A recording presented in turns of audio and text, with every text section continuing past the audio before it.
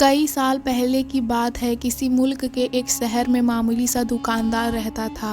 वह मेहनत मजदूरी से अपनी रोजी रोटी कमाता। उसने कई साल जाफिशानी से मेहनत की और माथे का पसीना बहाया, लेकिन सिवाय एक छोटी सी दुकान के उसके पास कोई दौलत जमा ना हुई। फिर भी अल्लाह का शुक्र अदा करता कि मैं ऐसे लोगों से बेहतर हूँ जो हवा के झोंके की तरह हराम की कमाई से मालो असबाब के मालिक बन जाते हैं।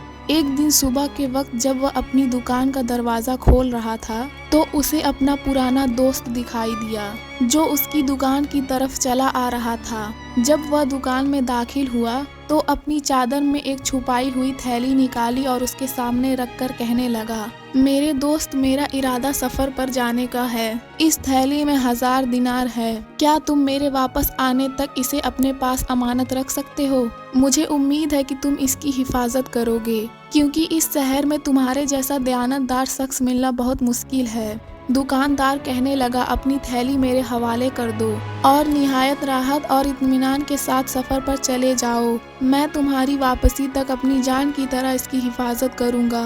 दोस्त ने थैली दुकानदार के हवाले कर दी और उसे खुदा हाफिज कहकर चला गया। उसके जाने के बाद दुकानदार भी अपने काम में मशगूल हो गया और कपड़े के थान करीने से सजाने लगा। अभी थोड़ी देर भी ना गुजरी थी कि 2-3 नौजवान उसकी दुकान के सामने आ निकले, जिन्होंने निहायत उम्दा और कीमती लिबास पहन रखे थे। उनके चेहरे से तकब्बुर और गुरूर के आसार नुमाया थे। वह दुकान के सामने खड़े हो गए और घोड़े से उतर आए और दुकानदार से फरमाइश की कि कोई उम्दा कपड़े दिखाओ। उनमें से एक को दुकान के कोने में कीमती रेशमी कपड़ा दिखाई दिया। वह दुकानदार से कहने लगा, इसे उठा लाओ। दुकानदार ने कपड़ा उठाया और उनके सामने फैला दिया तो उन्होंने इसे ऐसा पसंद किया कि अपनी खुशी छुपा ना सके। उनमें से एक कहने लगा, शायद तुम्हें मालूम नहीं, ये कपड़ा बहुत कीमती है। हम सुबह से इस शहर और बाजार में फिर रहे हैं, लेकिन हमें ऐसा कपड़ा कहीं नजर नहीं आया। तुम ये कपड़ा कहाँ से लाए हो? दुकानदार कहने लगा, ये कपड़ा पुराने जखीरा से बचा हुआ है। मेरे ग्राहक इसकी खरीद की ताकत नहीं रखते, इसीलिए ये कपड़ा बच गया है और किसी ने इसे नहीं खरीदा। ये सुनने के बाद उन तीनों ने कपड़ा उठाया और बगैर कुछ कहे सुने चल पड़े। तो दुकानदार उनके पीछे दौड़ा और कहने लगा, इस कपड़े की कीमत तो देते जाओ। उनमें से एक कहने लगा, कल शाही महल में आ जाना, हम बादशाह के मुसाहिब हैं, वहां आकर हमारा पता मालूम कर लेना और कपड़े की कीमत ले लेना। दुकानदार ये बातें सुनकर हैरान और परेशान हो गया, लेकिन वह जानता था कि जोर जबरदस्ती इन लोगों से कपड़े की कीमत वसूल करना मुमकिन नहीं। खुदा खुदा करके दिन गुजरा और दुकानदार अपने दोस्त की अमानत वाली थैली लेकर घर चला गया और उसे एक कोने में छुपा दिया।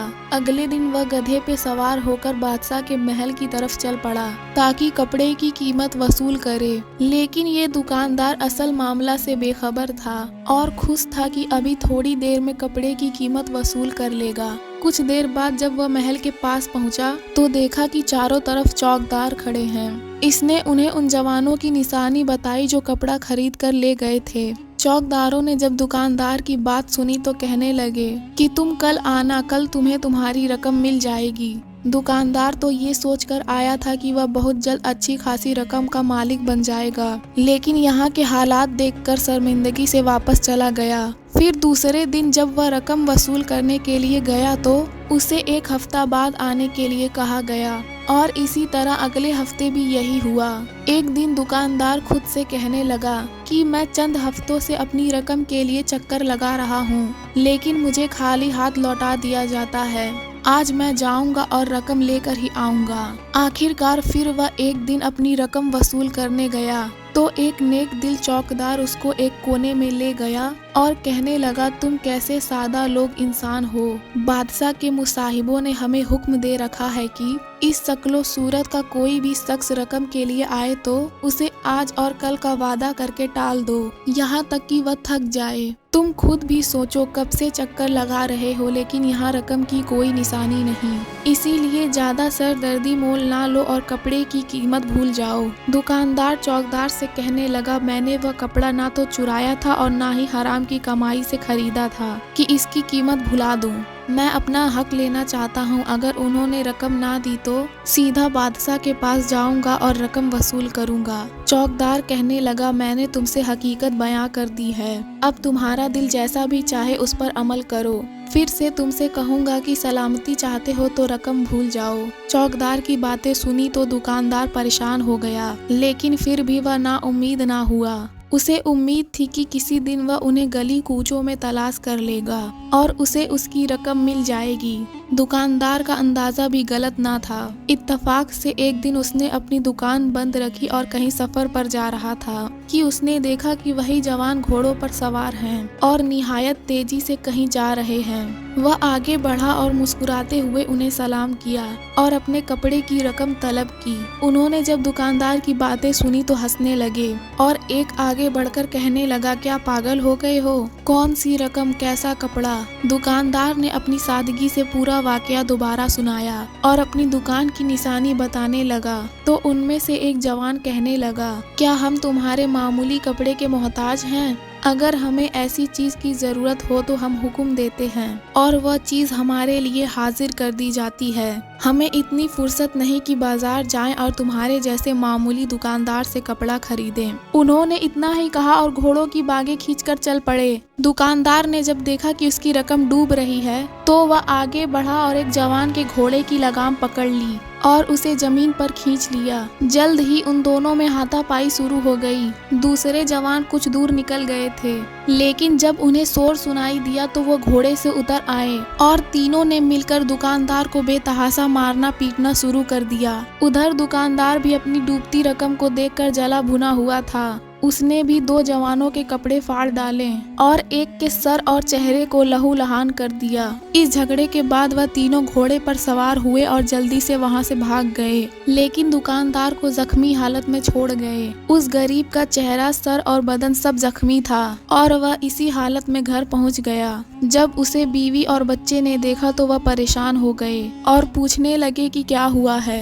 दुकानदार ने पूरा वाकया बयान किया और कहने लगा, मैं जख्मी हूँ लेकिन मैं खुश भी हूँ कि मैं अपने हक के लिए लड़ा और बादशाह के मुसाहिबों से मुकाबला किया। वह कुछ दिन अपने घर पर ही रहा और अपने जख्मों की मरहम पट्टी करता, लेकिन एक दिन उसने हिम्मत से काम लिया और दुकान पर चला गया। जब वह दुकान का दरवाजा खोल रहा था तो उसने देखा कि शहर के दो सिपाही उसके सामने खड़े हैं। दुकानदार उनसे पूछने लगा, किस लिए आए हो? वह सिपाही कहने लगे, जरा हमारे साथ आओ, फिर सब बातें मालूम हो जाएगी। अभी तक उस गरीब के जख्म भी न भरे थे कि वो थाने पहुंच गया। उसने देखा कि दरोगा और सिपाही उसे घूर रहे हैं। वह पूछने लगा, जनाब दरोगा, मुझे क्यों लाए हैं? उसके सवाल पूछने पर दरोगा गुस्से से कहने लगा, ये कैसी जुर्रत है? तुम कुछ दिन पहले बादशाह के मुसाहिबों से उलझे और उन्हें कत्ल करना चाहा।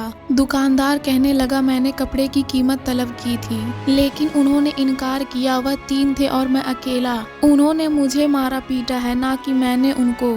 दारोगा कहने लगा, क्या तुम एक मामूली सा कपड़ा उन्हें हदिया के तौर पे नहीं दे सकते? क्या बादशाह सलामत तुम्हारी हिफाजत की खातिर इतना हक भी नहीं रखते कि उसके मुसाहिब तुमसे एक मामूली सा कपड़ा ले सके? जब दुकानदार ने देखा कि अब मुझे ही मुजरिम ठहराया जा रहा है तो कहने लगा, जनाब दरोगा, वो लोग कपड़ा खरीदने के इरादे से मेरे दुकान पर आए थे, ना कि बादशाह या अपने लिए तोहफा लेने के लिए। मैं कई दिनों से महल का चक्कर लगा रहा था, लेकिन मुझे कोई जवाब ना मिला और जब कई दिनों के बाद मैंने उन्हें देखा तो वह मुझसे कहने लगे, तुम पागल हो, हमने तुमसे कोई कपड़ा नहीं लिया। जनाब दरोगा, क्या हदिया लेना और देना ऐसे होता है?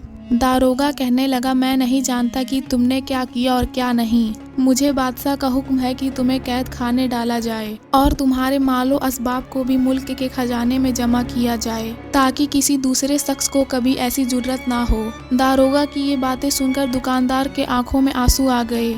जब दारोगा ने उसकी आंखों में आंसू देखे तो कहने लगा, तुम मस्कीन और सादा दिल इंसान लगते हो, इसीलिए मैं तुम्हें कैद खाने नहीं भेजता और बादशाह से इसकी जवाबदेही मैं खुद कर लूंगा। लेकिन तुम्हारा माल असबाब हर हालत में जब्त होगा। तुम्हारी दुकान में जितना माल है उससे तुम्हारा कोई वास्ता नहीं, इसलिए अब जाओ और अपने बाल बच्चों की फिक्र करो। दूसरे दिन सुबह बादशाह के करिंदे आए और दुकानदार की नजरों के सामने दुकान में जितना माल असबाब था उठा कर ले गए। और उसे तन्हा छोड़ गए। दुकानदार की दुनिया उजड़ चुकी थी और वह खाली हाथ रह गया था। फिर कुछ देर अपनी दुकान के सामने बैठा रहा और सोचता रहा कि जिस तरह भी हो उसे काम तो करना ही है ताकि उसके बीवी बच्चे भूखे ना रहें। वहीं बैठे बैठे उसे दोस्त की वह अमानत यानी थैली याद आई। वह अपने आप से कहने लगा, मेरे दोस्त को मुझ पर एतमाद है कि मैं उसकी अमानत में खयानत नहीं करूंगा, इसीलिए मैं इस थैली से कुछ रकम कर्ज के तौर पर ले लेता हूँ और इसे अपनी तिजारत में लगाऊंगा